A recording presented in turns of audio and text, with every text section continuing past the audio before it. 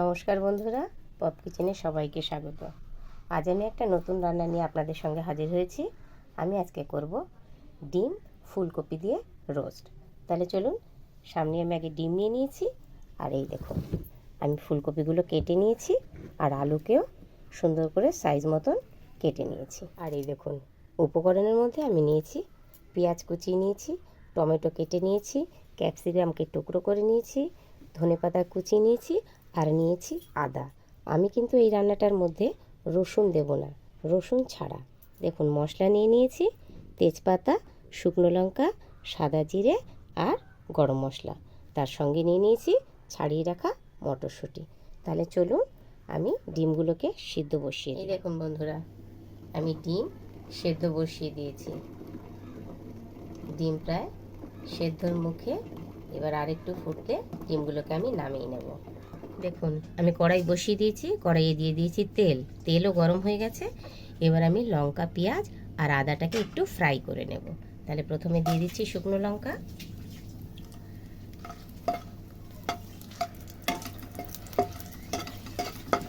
লঙ্কাগুলোর হালকা কালার চলে এসেছে। এবার আমি দিয়ে দেব পেঁয়াজ।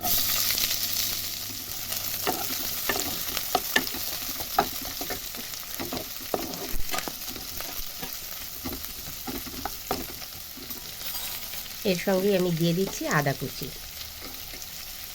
আর দেব 2-4 কুচি ক্যাপসিকাম।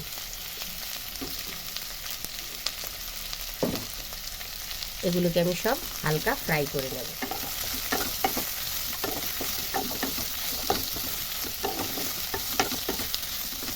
এই দেখুন সব হালকা ফ্রাই হয়ে গেছে। এবার আমি এগুলোকে তুলে মিক্সিতে পেস্ট করে নেব। দেখুন যে মশলাগুলো আমি হালকা ফ্রাই করে নিয়েছি, তার মধ্যে দিয়ে দিচ্ছি জিরে, আর দিচ্ছি 2-4 কুচি টমেটো। এটাকে আমি একসাথে পেস্ট করে নেব। এই দেখুন বন্ধুরা, কি সুন্দর মশলাটা পেস্ট হয়ে গেছে, আর কি দারুণ কালার এসছে।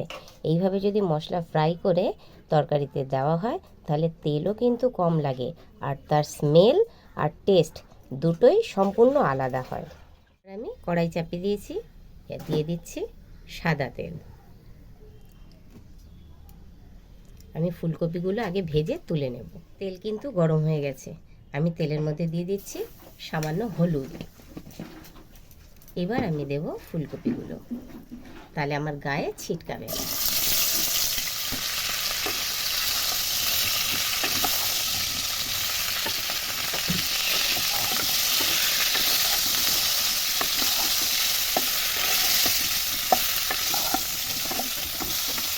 এবার এতে দিয়ে দেব অল্প লবণ। এই দেখুন ফুলকপিগুলোর গায়ে দাগ লেগে গেছে। এবার আমি ফুলকপিগুলোকে তুলে নেব। এইরকম অবস্থায় না তুললে আবার ফুলকপি আবার যদি ঝোলে দিই, তাহলে সেটা একদম গলে যাবে। দেখুন ফুলকপিগুলো কি সুন্দর ভাজা হয়েছে। বন্ধুরা, কড়াই আমি চাপিয়ে দিয়েছি, কড়াই দিয়ে দিচ্ছি সর্ষের তেল। তেল গরম হয়ে গেছে। এবার আমি দিয়ে দিচ্ছি জিরে,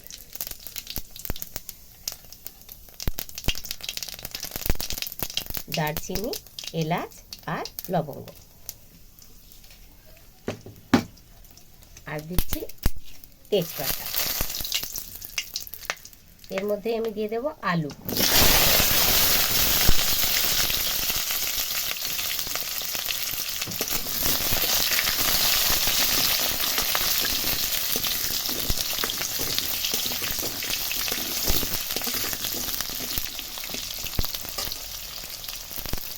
আলুগুলো লাল লাল করে ভাজা হয়ে গেছে।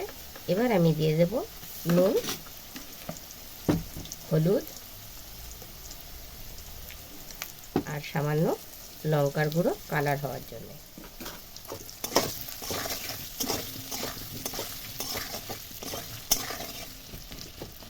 এবার আমি এতে দেব বেটে রাখা মশলাটা।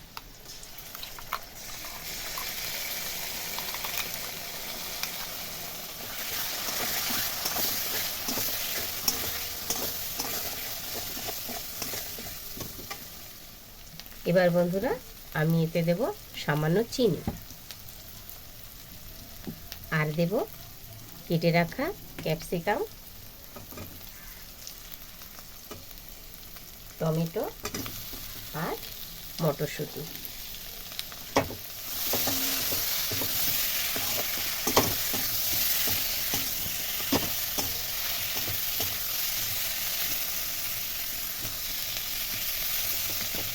এই দেখুন মশলা থেকে একদম তেল ছেড়ে দিয়েছে।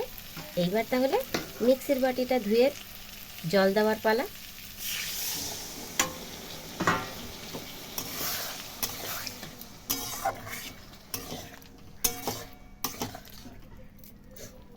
এভাবে আরেকটু কষাবো জলটা দিয়ে, জলটা শুকোবে।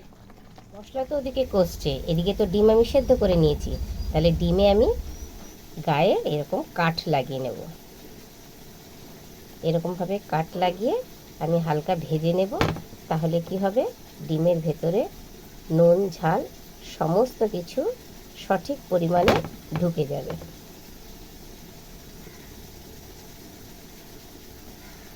এদিকে দেখুন কড়াই আমি চাপিয়ে দিয়েছি। যে কড়াইতে আমি ফুলকপিটা ভেজে নিয়েছিলাম তাতে সামান্য আছে তেল, সেই তেলের মধ্যেই আমি ভেজে নেব এবার ডিমগুলোকে। তাহলে কড়াই তো গরম হয়ে গেছে, এবার ডিমগুলো তাহলে ভেজে নিই।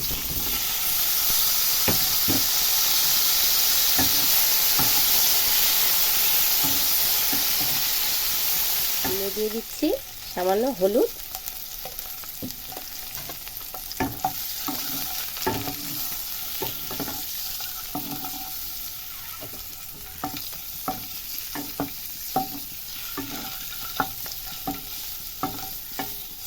ডিমগুলো সুন্দর লাল লাল করে ভাজা হয়ে গেছে, এবার আমি তুলে নেব।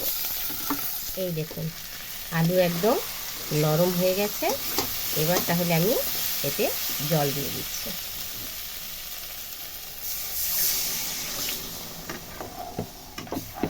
এবার একটু ঢাকা দিয়ে দিলাম ঝোলটা তাড়াতাড়ি ফুটে ওঠার জন্য। এবার বন্ধুরা এর মধ্যে আমি দিয়ে দেব আগের থেকে এই যে অল্প পরিমাণে টক দই ফেটিয়ে রেখেছিলাম সেটা।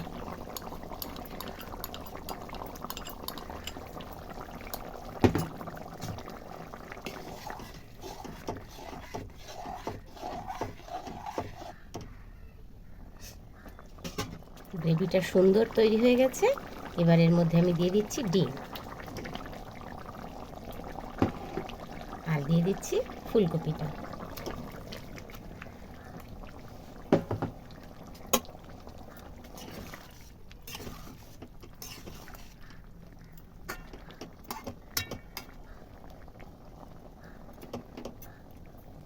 এবার একটু ঢাকা দিয়ে দেব।